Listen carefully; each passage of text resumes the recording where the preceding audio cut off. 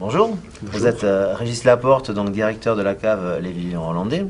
Par rapport à votre démarche de développement durable, est-ce que vous pouvez nous donner un petit peu des motifs? Pourquoi se mettre à cette démarche-là? Or pour nous, qui sommes une cave coopérative, donc une union de producteurs, c'était une démarche tout à fait naturelle, puisque notre principal fournisseur, ce sont nos vignerons qui sont adhérents à la cave.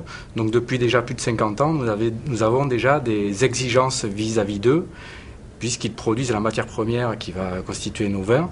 Donc on a déjà un certain nombre de démarches destinées à améliorer l'impact et réduire l'impact environnemental lors de la culture de la vigne. Donc c'est une démarche tout à fait logique, donc qui s'est développée ces dernières années, puisque nous avons adhéré à un groupe de travail il y a déjà 3 ans qui s'appelle le 3D, en partenariat avec la Fédération des caves, l'ADEME, l'AFNOR, etc., pour réfléchir sur nos pratiques dans le cadre du développement durable. Donc nous avons fait il y a 2 ans un diagnostic de toutes nos pratiques selon les différents aspects du développement durable, et nous avions déjà commencé à réfléchir sur comment améliorer nos pratiques pour réduire notre impact carbone, nos émissions de gaz à effet de serre. Donc voilà, donc c'était une démarche tout à fait logique et dans la continuité de nos actions déjà engagées.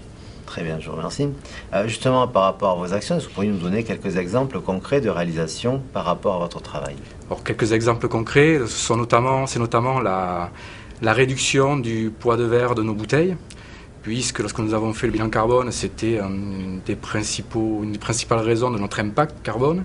Donc on a réduit de plus de 20% le poids des bouteilles que nous utilisons, puisque nous commercialisons plus de 2 millions de bouteilles.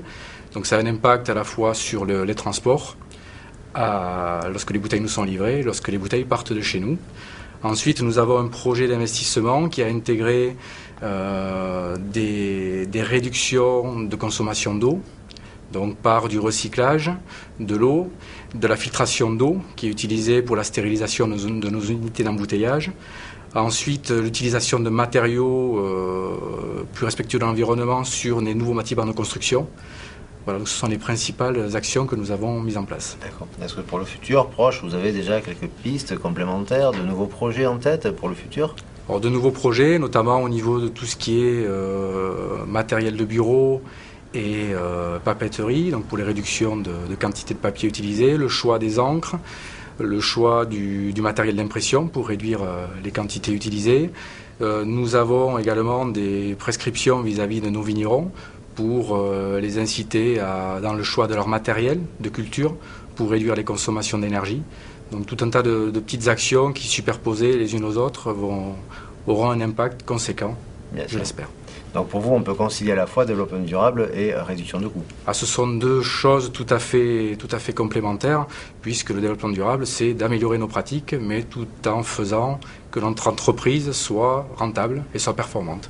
Donc ce sont deux choses tout à fait faciles à concilier. C'est uniquement, on va dire, c'est la mise en valeur de valeurs et de bon sens. Voilà, de bon sens que l'on a régulièrement dans nos entreprises, de trouver la meilleure pratique au meilleur coût. Très bien, c'est parfait. Je vous remercie beaucoup. Merci à vous.